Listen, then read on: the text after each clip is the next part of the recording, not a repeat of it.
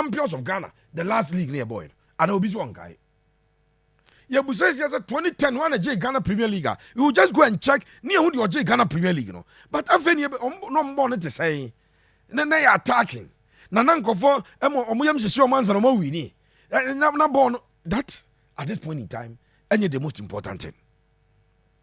The Kotoko here, I say, Obia then I want him on board.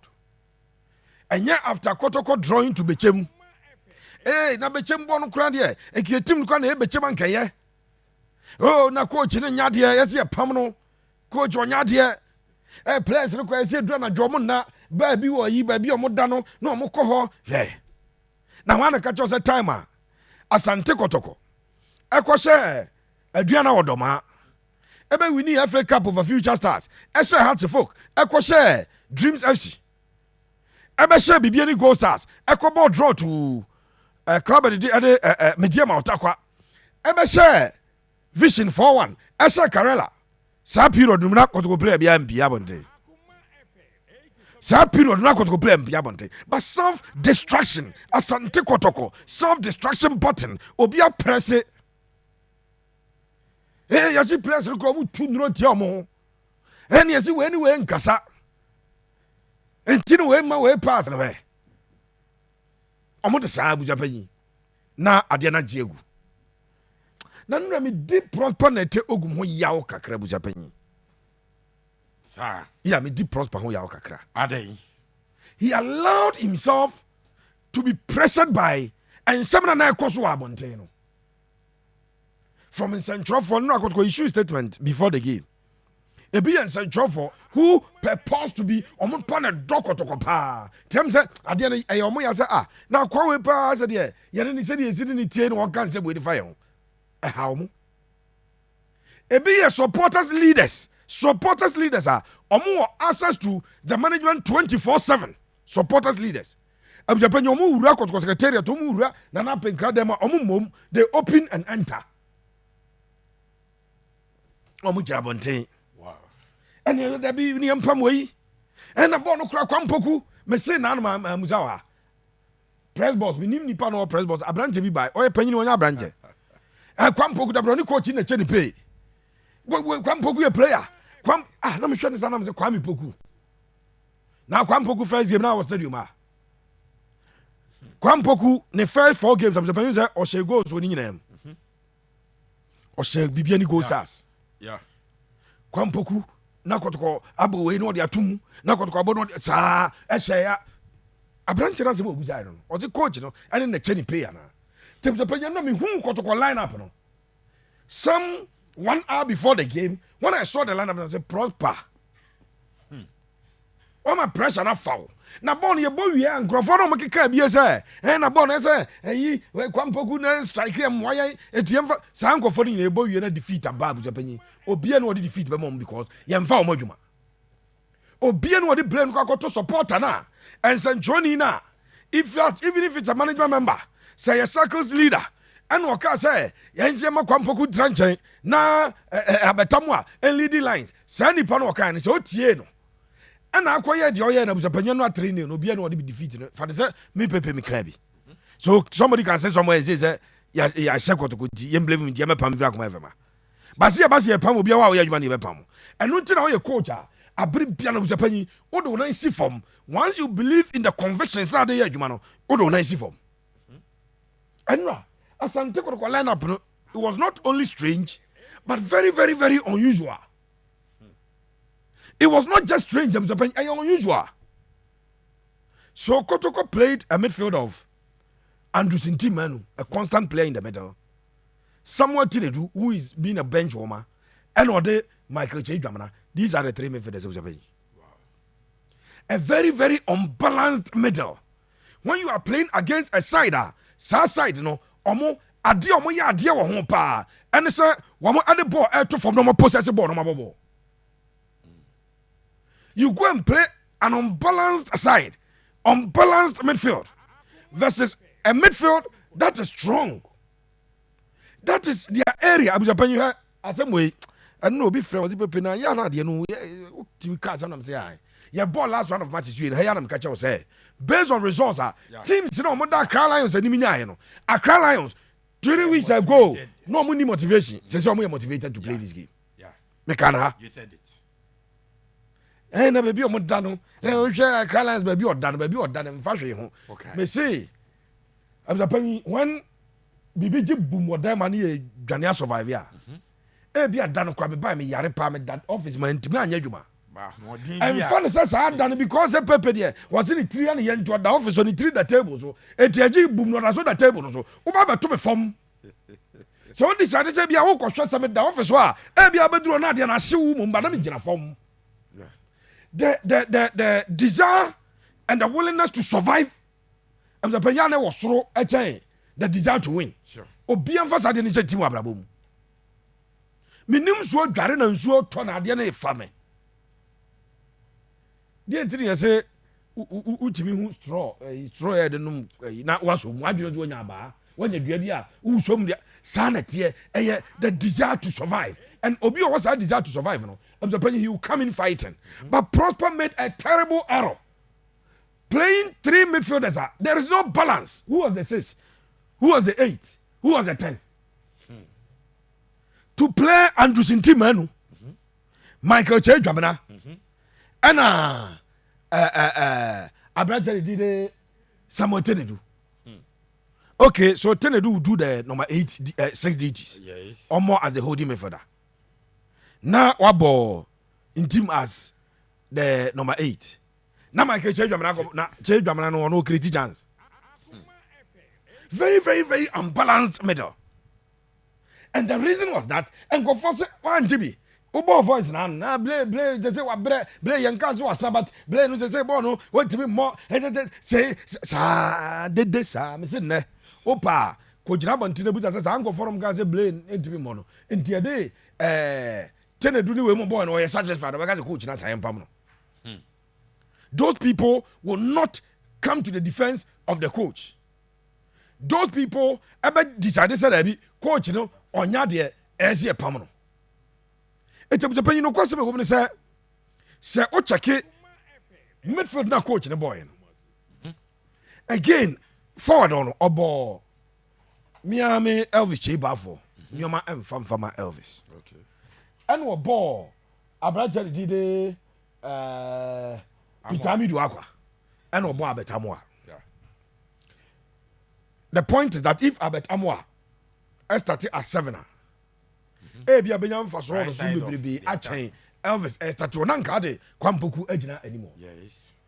What is the issue with Kwampoku? Kwampoku issue ne say he is not your Benzema type of number 9. One onye the Zlatan Ibrahimovic type of number 9.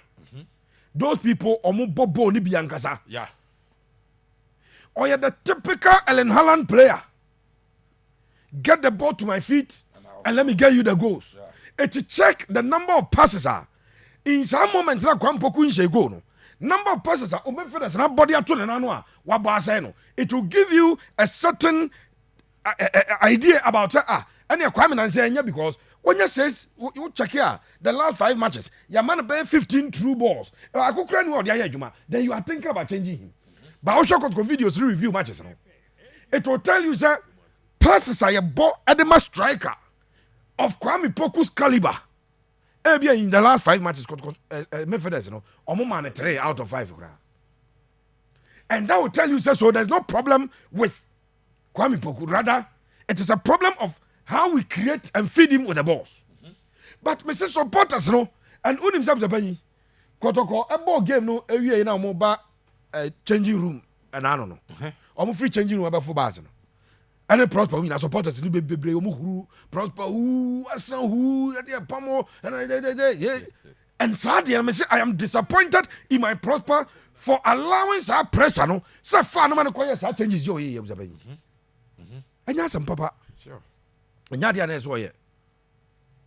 Nasa Prosper, a chair supporters, and Mokas on Yazaminti, Minyatin Tinti. Name moment of them ranting here training. We have a certain system able for now. Na training na obi esu no. The previous 3 away trips no na a draw. eti three ne better nsesa ba na call three ne better Kotoko any Samates ebo 1-1 Kotoko ne Young Apostles ebo 0-0 Kotoko ne Pondo out of Lions ebo 1-1 Kotoko lose 3-0 to Accra Lions. The changes now, some of the supporters are calling for coach Yema Omo. In the end. Say. But who will be blamed? So I was a penny mame and to Prosper. My Prosper did not do well. Sure. Now, Asante could players. The BIA me no more a ding come off because of video. So I catch us. Sometimes, Yes. the coach may fail the team. But the players ought to rise to the occasion. Sure. Nyada biana ya na Pep mo tactics na winning match. Yeah. Sometimes they take individual brilliance. Suppose Kevin De Bruyne ye gina ba bi o no asoma ba obi na ye wie 3 points na no ano. Enye coach tactics bia. Sometimes the Kotoko players ought to stand up and be counted. Sometimes there are days difficult. Now Kaisa me catch us say Kotoko ubisa me nano match na say me dim ko na me catch us say Kotoko akobo anything closer to the omobo baba na they will come home empty-handed. Yeah. Me catch you said it. Say on that day only Samba any goalkeeper Asare ana eye bibi na say Kotoko the sad dey na san kwa we match abuja penyi e be disastrous at the amount. Yeah. Yesterday, once again, a team that has switched off. Now, in the Hagene, Uchika, Manuaka, the static catchy. Say, Udi chef free, it will call him to Kodechi. But the chef Egia, Nasa won't start take an uncle. Kotoko are not even at neutral. Udi two neutral to me call. Omodia chef packing say Kim Nakanisio. Kotoko apake buso penyo ma pake. Wa ma pake fidie ni si ho faako. Enkwana nim na abanachi. Almost every player has switch off. Ne duru sa buso penyo ya me mfa nche coach ngwa. Me di coach di ama. Untimi nka jam say number 2, number 3, number 5, number 6, number 9, number 11, number 10, 7. Wa mu nyina aswitch off because coach ngwa na nyade. Now I catch us baby no mboni akoto no coaches eh super coaches. Baby na players ne bona akoto mbae. Abza no mu kura Pep ne say coaches be ateta mo. Ateta mo na good job. So there are times players ought to stand in for clubs and they see obi remember examples of games won by players not coaches. All your favorite coaches account be. There are times a player will save the blushes of a coach with one brilliant moment. There are times the players themselves have to be standing up to the task. Nah, say Accra Lions a ball tria. You also blame Sanko for that. Yes, sir. My question me busa supporters leaders now. Or more access to the team, access to the players, access to the playing body, or more access to a beer or team in beer. Yeah, interview granted a young fan, no more about granting interviews. No more I can set your coach, I can set your players. One more I pass on my TV. My question me busa no. What do they want to achieve? That the coach must be sacked. But I think I sat here and told you, say Kotoko Elusu, the next game, next game. They will now move it from players, move it from the technical, and start saying it's permanent happening. So Opama Sunday. Nation Sunday Kotoko Abrankese. Now yes, a Junior for microphone cost supported. Because oh, Nana Pican Kodimbo. Yes, so Pemsoma, Nanama will be Onimbo. Well, you be on him as a Kotoko, will be also Onimbo Munyada. So, me busa, sir, and then all the supporters of the The ordinary supporter making his comment, or you're frustrated. Now, all Kabieno. And now, Madrid supporters, Mbappe, look one back one, I be say a team, no. Now, last season, you don't come by, no, I be say a team. I have frustration. Sani Pakono, after the game, after 2-3 days, sit him down, Ebusano. So those people you can agree and forgive them. But me say supporters leaders are omuwa kwanya, they enter the Kotoko secretariat without knocking. They call an up and cry at will, at time a favor mo. Omune Kotoko place team command Kotoko technical team dim komo. Omo adia na omo yana. Omo create sa menyusu omo create pandemonium.